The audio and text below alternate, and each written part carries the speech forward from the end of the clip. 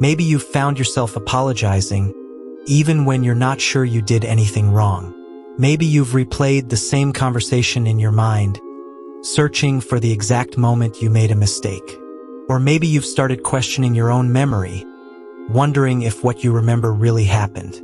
Perhaps there's one person who always leaves you feeling confused. You feel anxious before talking to them, and emotionally exhausted after every conversation. It feels like you're constantly trying to say the right thing, do the right thing, and avoid upsetting them.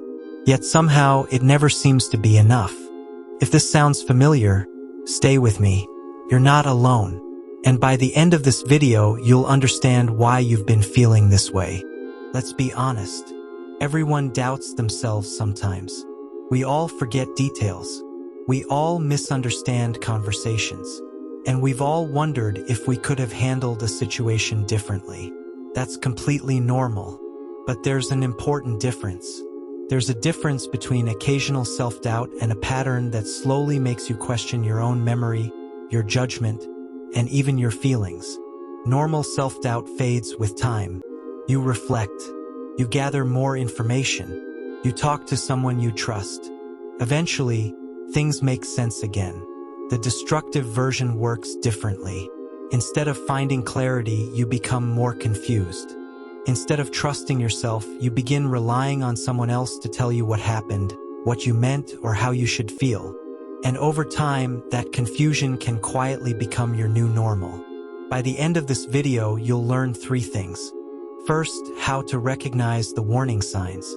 Second, why this pattern becomes so powerful. And third, 5 practical ways to protect yourself and regain confidence in your own perspective. Scenario 1: Workplace. Imagine you're in a meeting at work.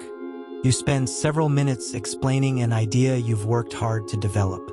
Everyone listens, and the meeting continues.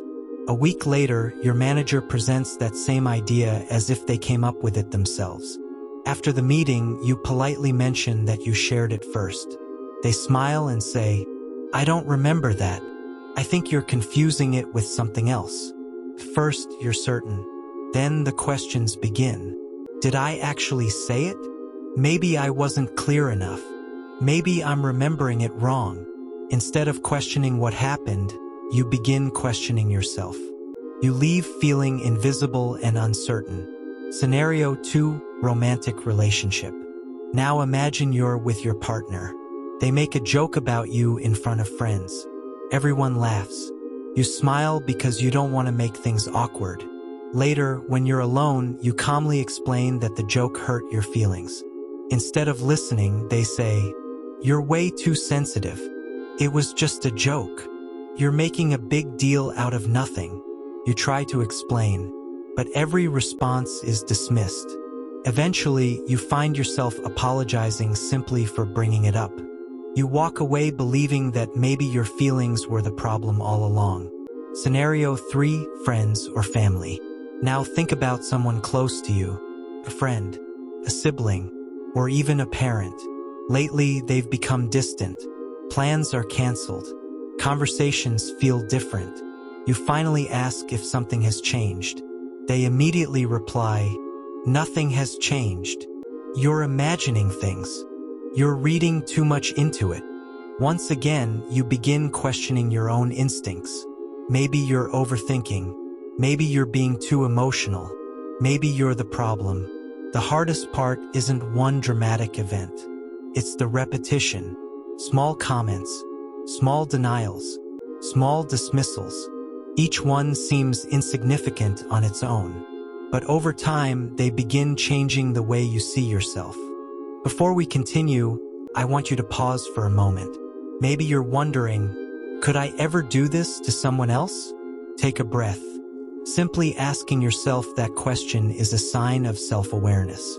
People who repeatedly manipulate others often spend very little time questioning whether they're doing it. That doesn't mean self-reflection proves anything by itself, but it does show you're willing to examine your own behavior. That's a healthy habit. Healthy relationships make room for accountability. They make room for honest conversations.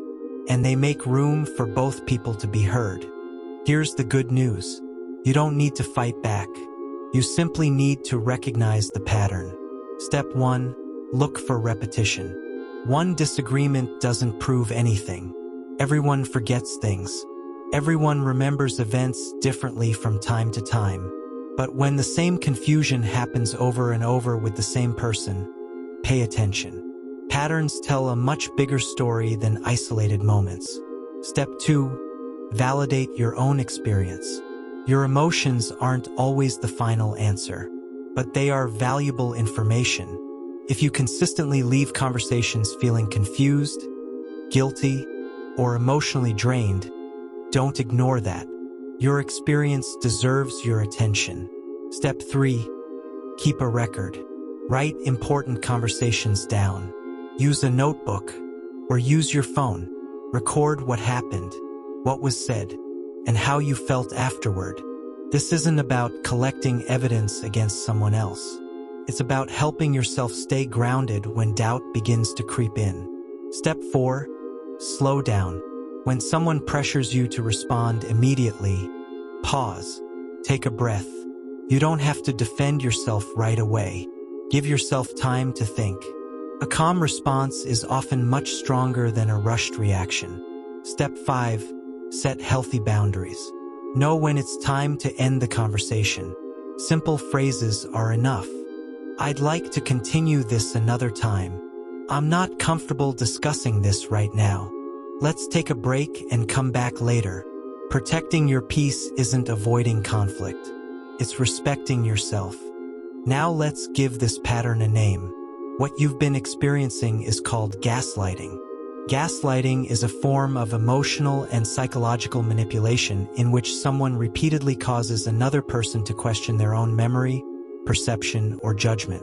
The term comes from the 1938 stage play Gaslight, which was later adapted into films.